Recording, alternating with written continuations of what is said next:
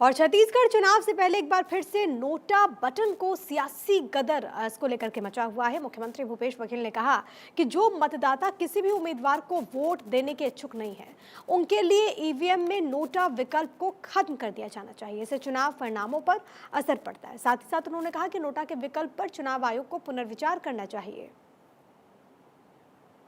निर्वाचन आयोग को इस मामले में संज्ञान लेना चाहिए, क्योंकि कई बार देखते हैं कि हार जीत का फैसला है वो नोटा में ज़्यादा वोट पड़ता है। तो पहले उस समय दौर था कि नोटा दबाएं, लेकिन ऐसा होता है कि ऊपर और नीचे दबाना है करके वो उसमें कई लोग दबा देते हैं।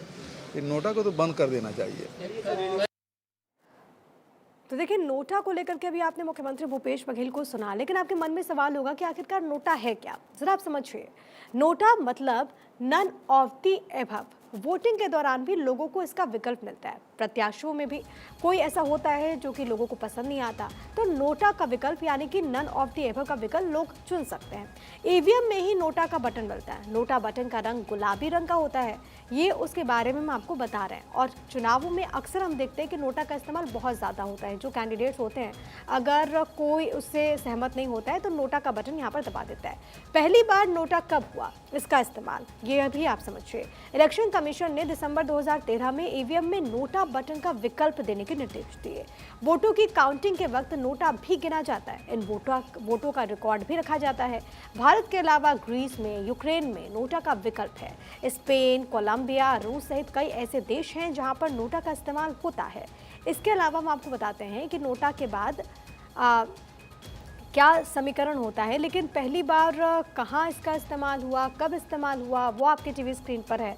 और आप ये भी समझिए कि कई ऐसे देश हैं जहाँ पर नोटा का इस्तेमाल होता है। नन ऑफ द एबव को लोग चुनते हैं। अक्सर हम देखते हैं कि चुनाव के वक्त को जो प्रत्याशी चुनावी मैदान में होते हैं, अगर आपको उन तमाम प्रत्याशियों में से कोई एक भी नहीं पसंद है तो आप नोटा के विकल्प को चुन लेते हैं। इसको लेकर के बहस लंबे वक्त तक चली है, लेकिन अब नोटा का मसला इसलिए उठ रहा है क्योंकि छत्तीसगढ़ के मुख्यमंत्री भूपेश बघेल ने इलेक्शन कमीशन से इसकी मांग कर दी और ये कहा है कि नोटा के विकल्प पर पुनर्विचार करना चाहिए। अब हम आपको ये बताते हैं कि नोटा के बाद राजस्थान का समीकरण किस तरीके का था।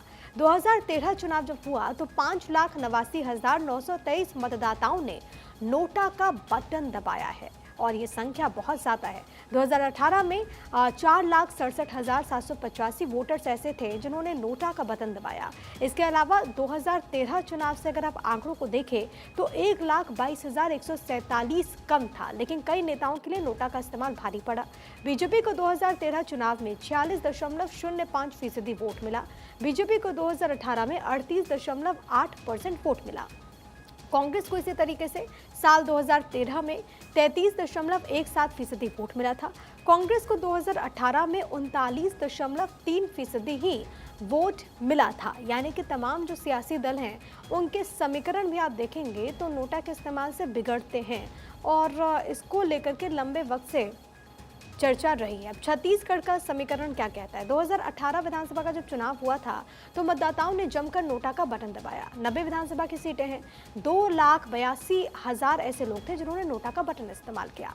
दंतेवाड़ा में अगर हम वहां के आंकड़ों की बात करें तो वहां पर भी बड़ी संख्या में लोगों ने इस बटन का इस्तेमाल किया था। सामनी में 6,250, प्रतापपुर में 5,741 वोटर्स ने नोटा का विकल्प चुना था। इसके अलावा चित्रकोट की बात करें तो 9,824, दंतेवाड़ा में 9,929 ऐसे लोग थे जिन्होंने नोटा का इस्तेमाल किया था, यानी कि नोटा का विकल्प चुना था।